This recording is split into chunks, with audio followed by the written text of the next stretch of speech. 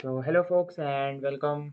Let's talk about blockchain technology today. So, you might have heard about the terms Bitcoin and others. So, you might does not exactly know what goes at the back end of it. So, the thing which is behind Bitcoin is blockchain. So, we're gonna talk about that. Now, talking about blockchain, it's just a manner of storing information in a decentralization manner. So, when we talk about the term decentralization, it means that no central authority can have the access over the whole data. For example, Bitcoin is based on blockchain, and not no single authority can have control over all the data which Bitcoin have.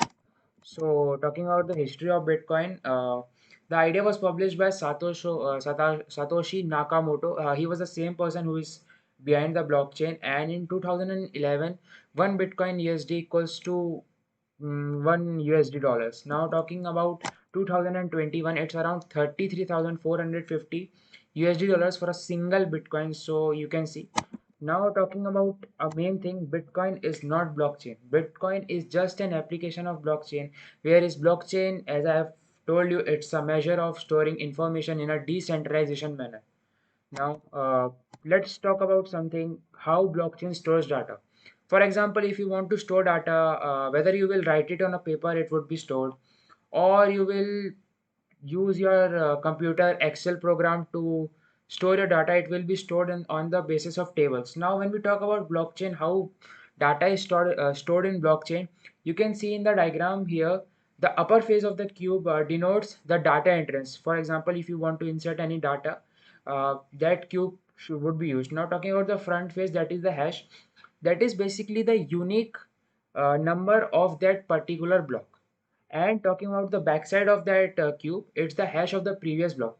You can see in the right hand side diagram, the cubes are connected by each other. So what happens is the unique identification number of the previous hash has the same identification of the next one.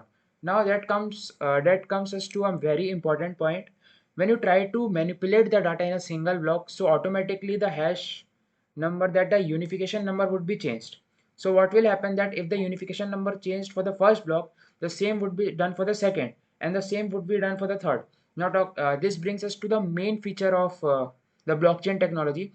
If you try to see, no, since the data is stored in a decentralization manner, no central authority can access it totally, or a single authority cannot access it. So, if a single authority try to tamper the data or manipulate the data in the first block, so the hash number of the second block would automatically be changed. So all the other people who are working on that particular data, so they would be note that such data has been tampered in the first block. Now we should now talk about the examples, the real life based examples. For example, you have just cleared your 10th or 12th board exams and the results are published. So you want to keep them in a digital form. So government of India has launched digital lockers.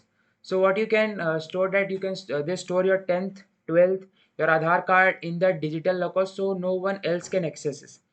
Now, when we use blockchain technology in that particular sector, if someone tries to tamper or manipulate your 12th board's data, he cannot manipulate it, because you will be the first person who would be knowing that someone is tampering your data, or someone from the government organization would realize that if you try to tamper your data, you cannot, because it would be known to them.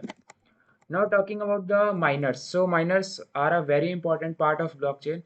So let me tell you in simple words, who are the people which are called miners. So miners are the people who actually upload the data in that block. So the role of the miners is to verify the data which is added to the blockchain.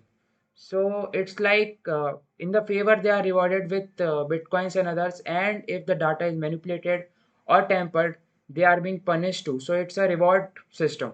If you do good, you will be rewarded, and if something goes hereby, you will be punished too. Now talking about the key features of Bitcoin, so you can list here, or you can even check the data which is available on internet. But my favorite would be decentralization, as there are no intermediaries and no central authority which can actually control all the data. And one more thing, it is open to everyone. Okay guys, we have looked at the key features of it, and before going, you can also check out my blog on blockchain and its application. The link would be available in the description. You can go and have a read. It's a short blog.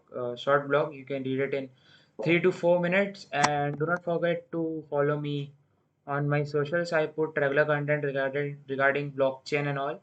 So yeah, thanks for watching.